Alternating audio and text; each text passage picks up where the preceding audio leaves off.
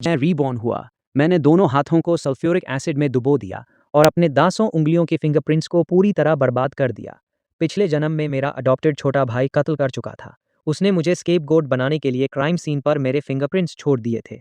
ना सिर्फ मेरे पेरेंट्स ने मेरे लिए इंसाफ नहीं मांगा, बल्कि उसके लिए झूठे सबूत भी बनाए। उन्होंने ऑनलाइन मुझे मर्डरर बोलकर साइबर बुलिंग की लीडरशिप की। मेरी फांसी वाले दिन उन्होंने मेरे अडॉप्टेड भाई को आइलैंड पर ले जाकर उसके ऑर्डियल से बचने की सेलिब्रेशन की थी। जब मैंने आंखें खोली तो मैं उस मर्डर से एग्जैक्टली 1 घंटे पहले रीबॉर्न हो चुका था। इस बार मैं उनको कोई झूठे सबूत बनाने का मौका ही नहीं दूंगा। मैं दुनिया के सबसे क्राउडेड स्क्वायर में खड़ा था। लोगों की शौक और मजाक भरी नज़रों के बीच मैंने अपने कपड़े एक एक करके उतार दिए। ठंडी सर्दियों में मैं लगभग नंगा होकर डांस करने लगा। हज़ारों कैमराज मेरी तरफ थे।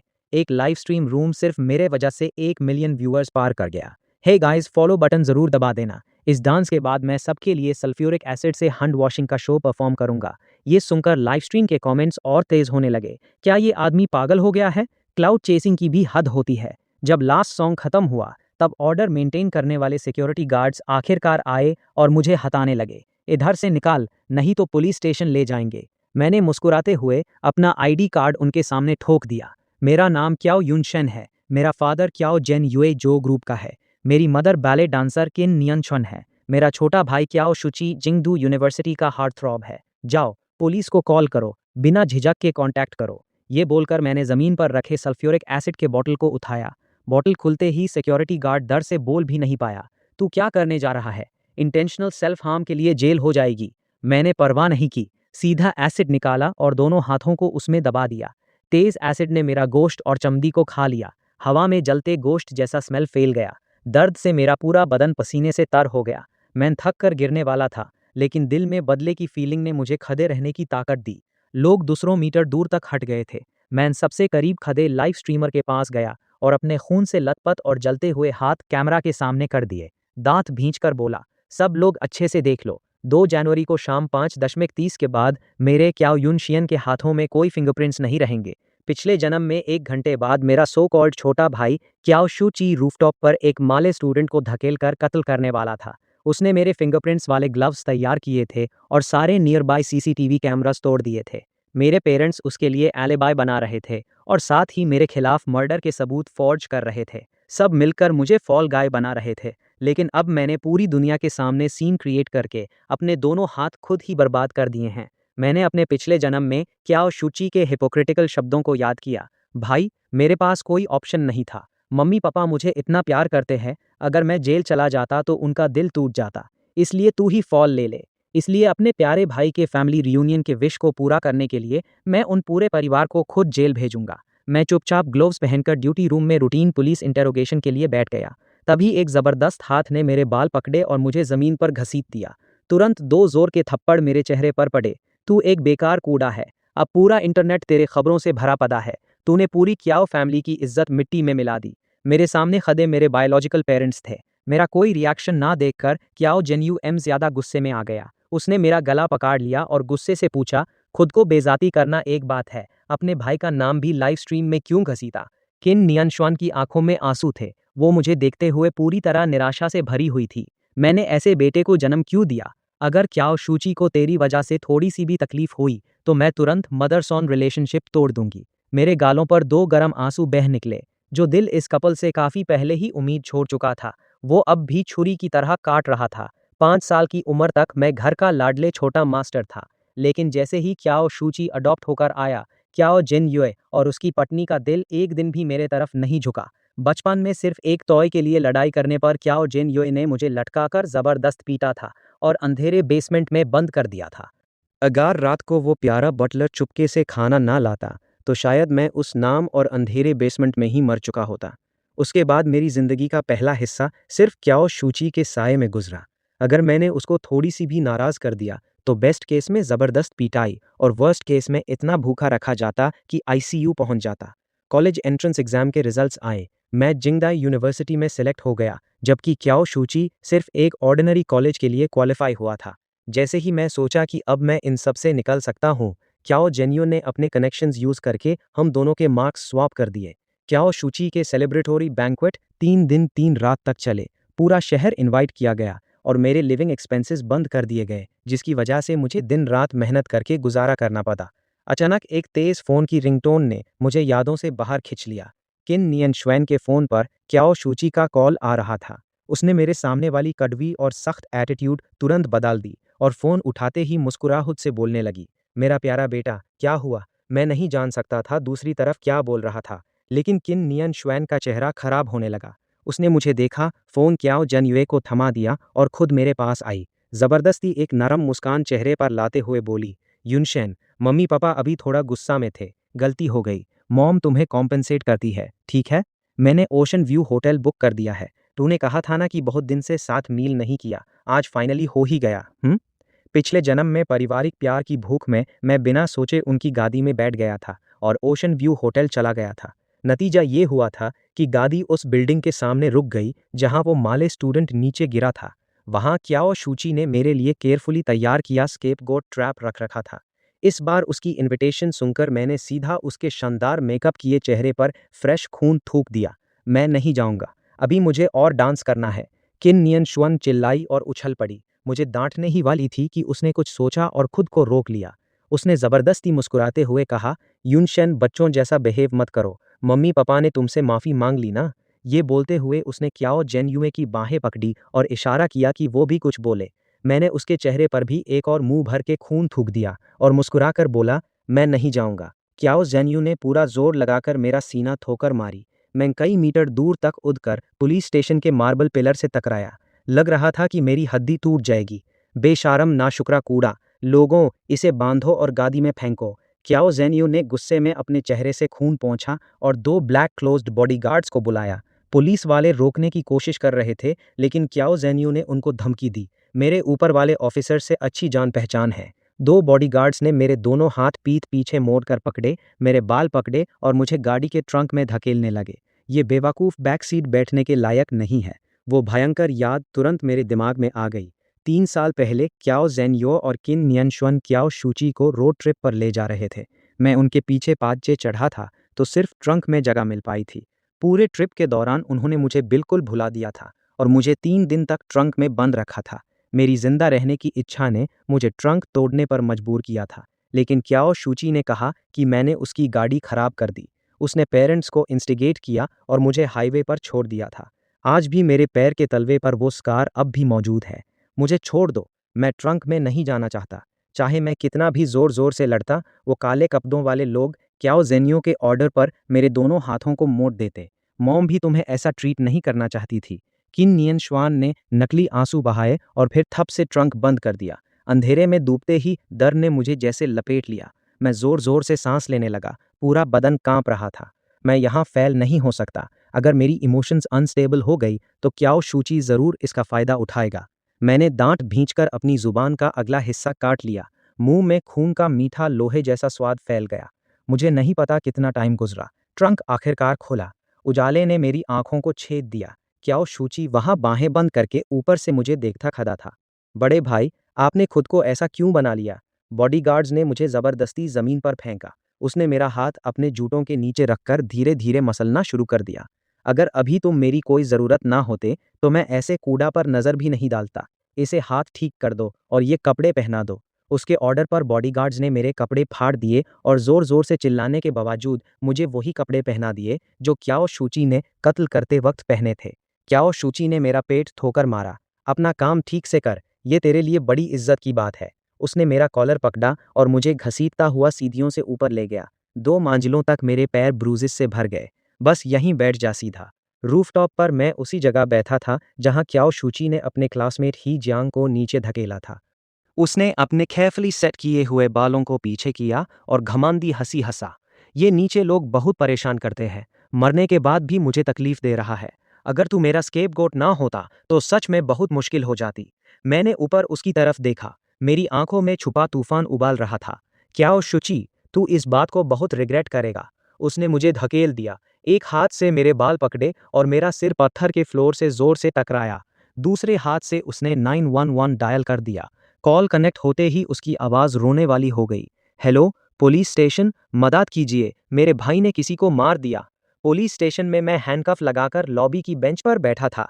मेरे बाल बिगड़े हुए थे। 10 मिनट पहले ही मुझे पुलिस कार से बाहर निकाला गया था। एक मिडिल एज्ड आदमी मेरे ऊपर लपका। तूने मेरे बेटे को क्यों मारा? उसने तुझे क्या किया था? इतना जालिम कैसे बन गया तू? ही जियांग की माँ आंखें लाल किए चिल्लाती रही, आवाज भर आई थी। आसपास के लोग मुझे टुकड़े टुकड़े करने को तैयार थे, जैसे मुझे जिंदा खा जाना चाहते हों।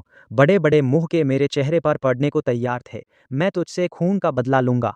शुरुआत से एंड तक कियाओ शुची और उसके पेरेंट्स साइड में खड़े ठंडे दिल से ये सब देख रहे थे। उन्होंने आग में घी डालते हुए साइड कमेंट्स भी दिए। युन शियान बचपन से ऐसा ही था। हम कुछ भी कहे वो कभी नहीं सुनता। देखो, अभी भी उसने अपने भाई की बाहें पकड़कर इतना ब्रूज कर दिया। किन नियन शुएन ने कियाओ शुची की बाहें उठाई और एक सिक्के जितना ब्रूज दिखा दिया। उसकी सफ़ेद चमड़ी पर वो ब्रूज साफ दिखाई दे रहा था। सिर्फ इतना सा छोटा सा इंजरी, जबकि मेरे पूरा बदन चोटों से भरा पड़ा था।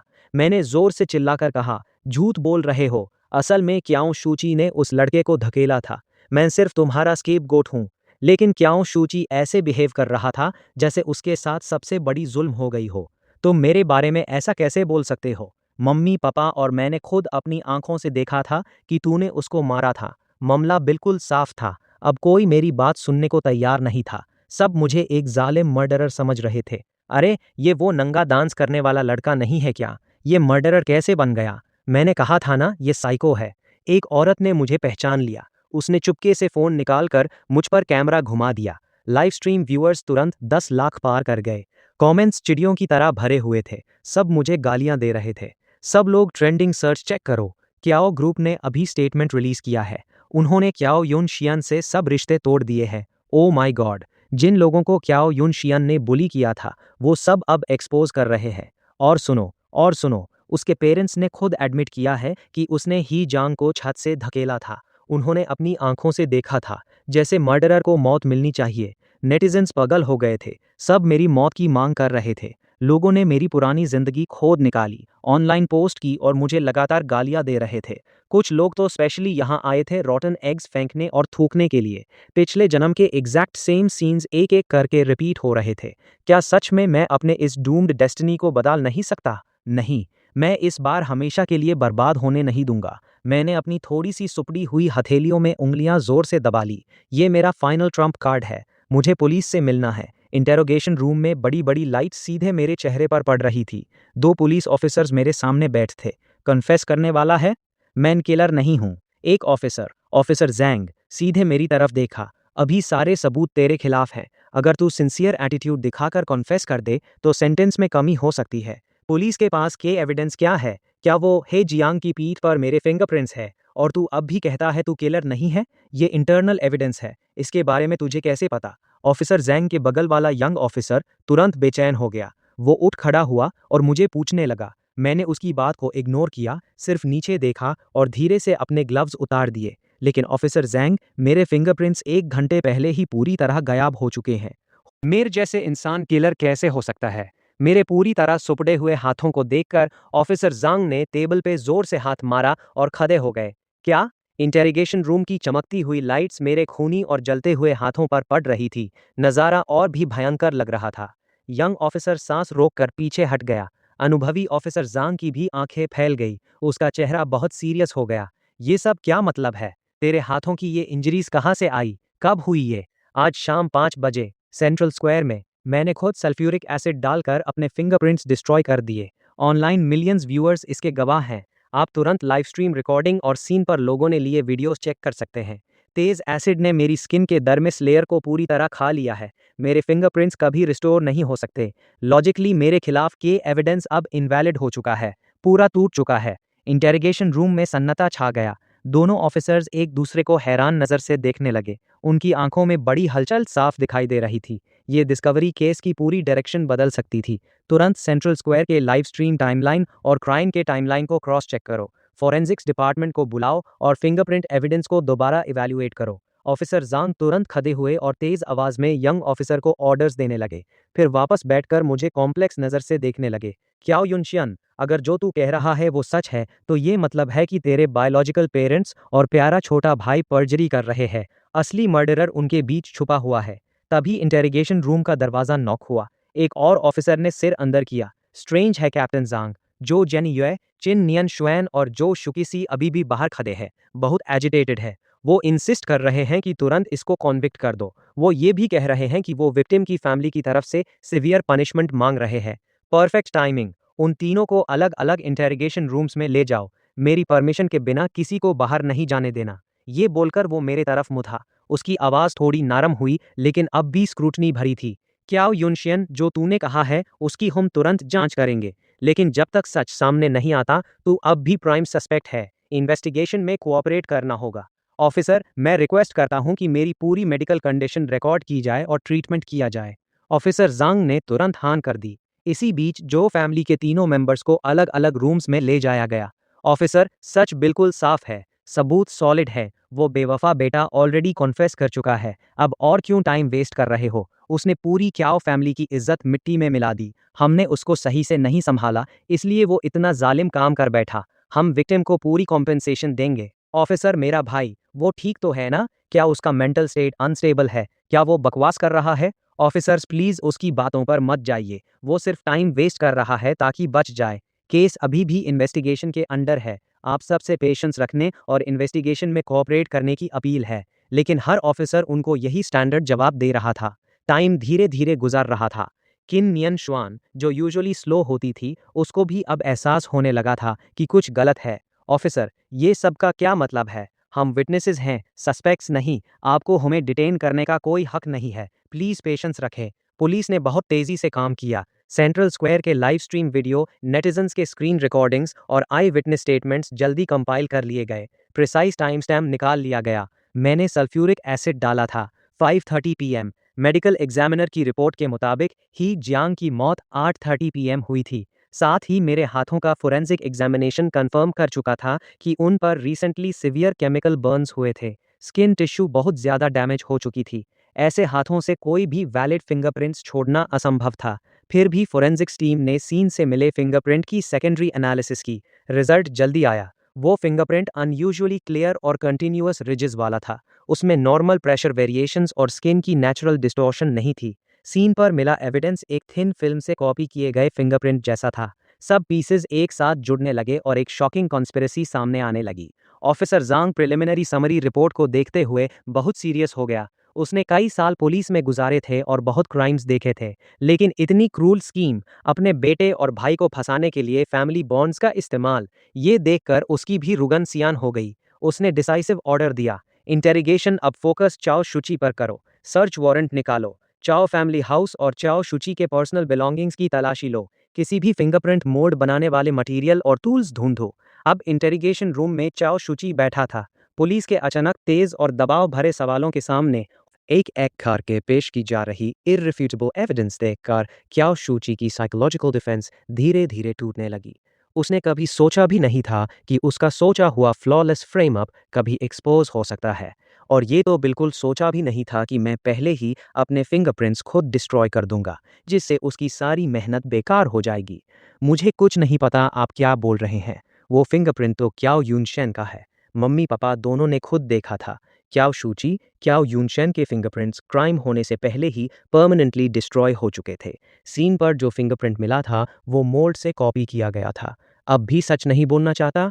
फिंगरप्रिंट्स फोर्ज करके किसी को फंसाना फेलेनी है। उसके ऊपर इंटेंशनल होमिसाइड का चार्ज भी लगेगा। क्या तुझे पता है इसके कॉन्सिक्वेंसेस क्या होंगे?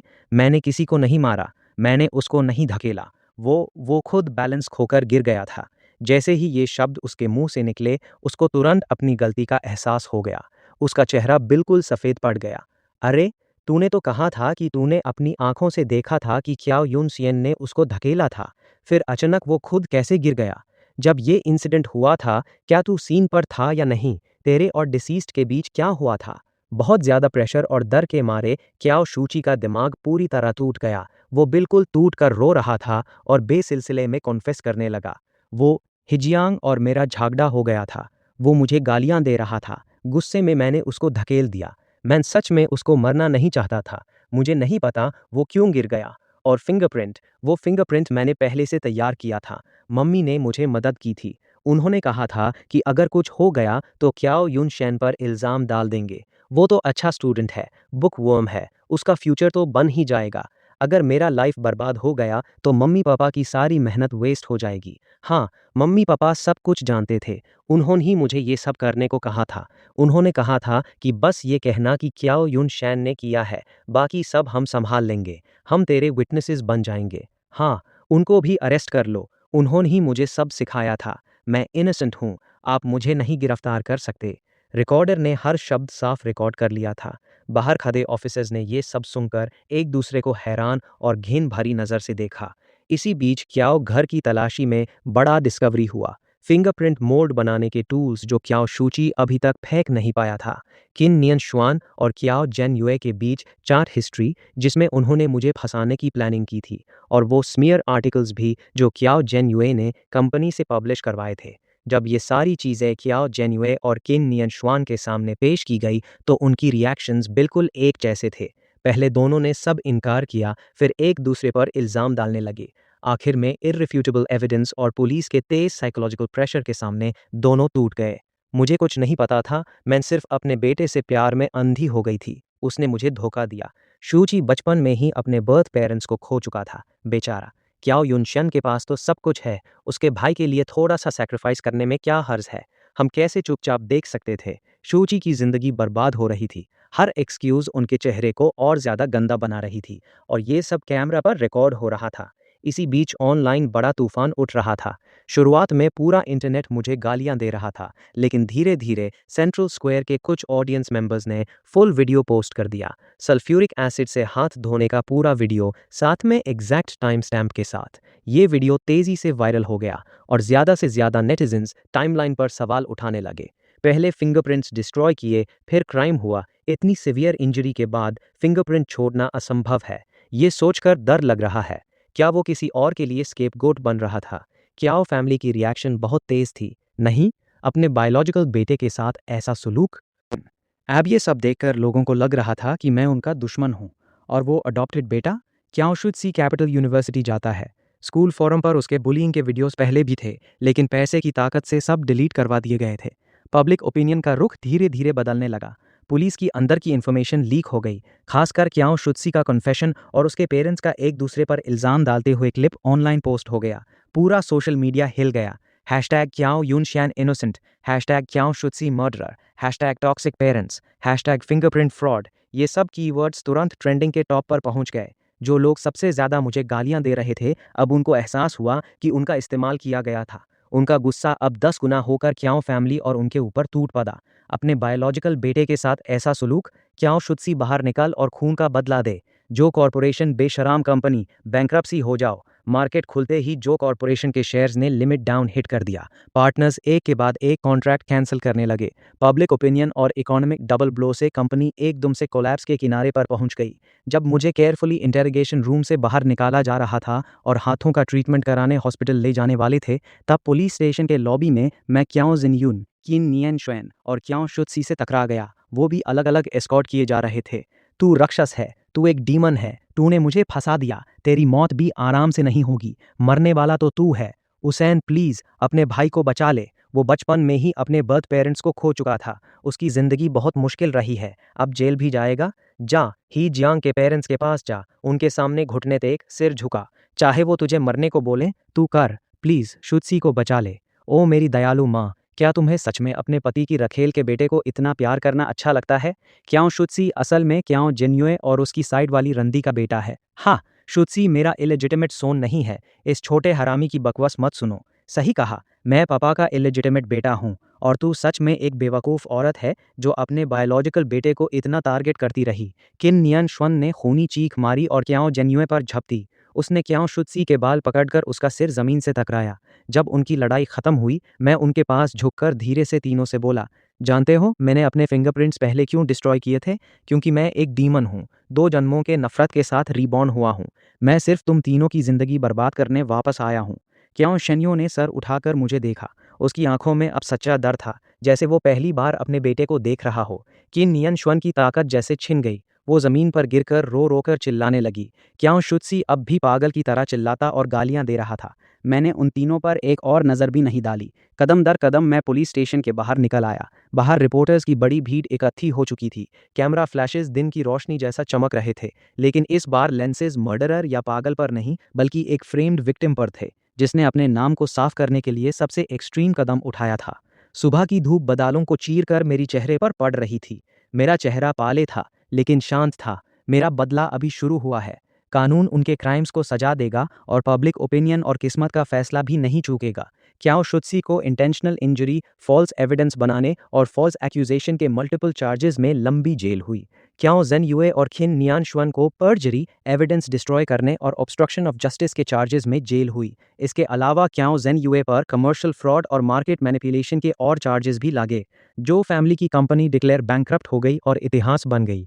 मेरे तरीके एक्सट्रीम थे, लेकिन एक्सटेन्युएटिंग सर्कमस्टांसेस थे और मैंने पब्लिक को कोई सीरियस नुकसान नहीं पहुंचाया था। पब्लिक सिंपैथी मेरे साथ थी, इसलिए मुझे लीनिएंट सेंटेंस मिला। ये उन तीनों के क्राइम्स के सामने कुछ भी नहीं था।